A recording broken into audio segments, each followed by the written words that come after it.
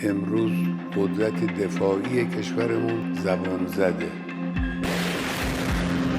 যুদ্ধ যত ঘনিয়ে আসছে ততই চারদিক থেকে ইসরায়েলকে সর্বোচ্চ আঘাত করার প্রস্তুতি নিচ্ছে ইরানি বাহিনী। ইসরায়েল এবং পশ্চিমাকে শিক্ষা দিতে লেবাননের প্রতিরোধ যোদ্ধাদের পূর্ণাঙ্গ নিয়ন্ত্রণ এখন ইরানের ইসলামিক বিপ্লবী গার্ড বাহিনী আইআরজিসির হাতে।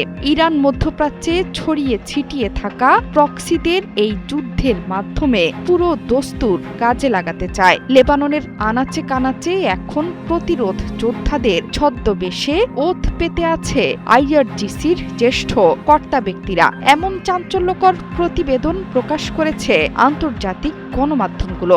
এসব প্রতিবেদনে বলা হচ্ছে, আমেরিকা এবং ইসরায়েলের সঙ্গে সম্ভাব্য যুদ্ধের প্রস্তুতি হিসেবেই এই দায়িত্ব নিয়েছেন তারা। আইআরজিসির সক্রিয় উপস্থিতিতে শঙ্কিত লেবাননের সরকারি কর্মকর্তারা পর্যন্ত। তারা বলছেন, আবারও যুদ্ধে জড়িয়ে পড়তে পারে তাদের দেশ।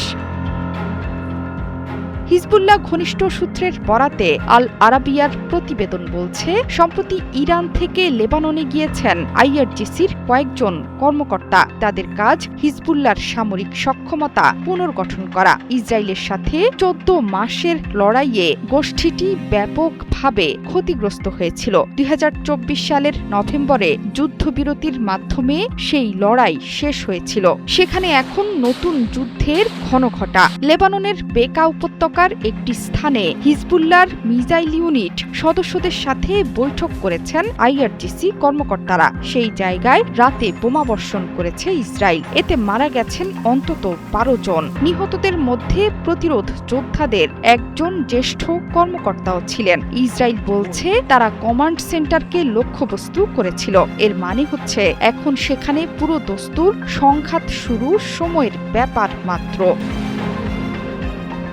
ইরান যুক্তরাষ্ট্র যুদ্ধের আগ মুহূর্তে উত্তাল মধ্যপ্রাচ্য।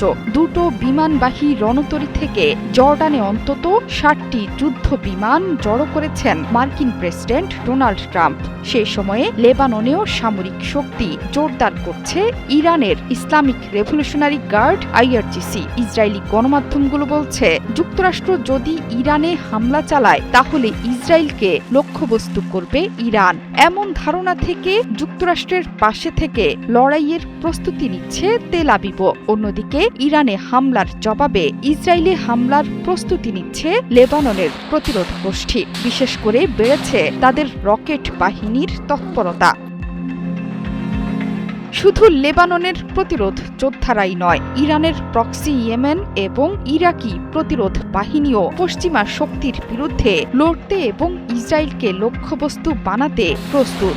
ইসরায়েলি দৈনিক হারেটস বলেছে, সাম্প্রতিক ইসরায়েলি বিমান হামলাগুলো লেবানন যোদ্ধাদের সক্ষমতা দুর্বল করতেই চালানো হয়েছে। গত মাসে ইরানে বিক্ষোভ প্রসঙ্গে হুঁশিয়ারি উচ্চারণ করেছিলেন লেবাননের প্রতিরোধ বাহিনীর প্রধান নাইম কাশেম। তিনি বলেছিলেন, যুক্তরাষ্ট্র ইরানে হামলা চালালে বসে থাকবে না হিজবুল্লাহ।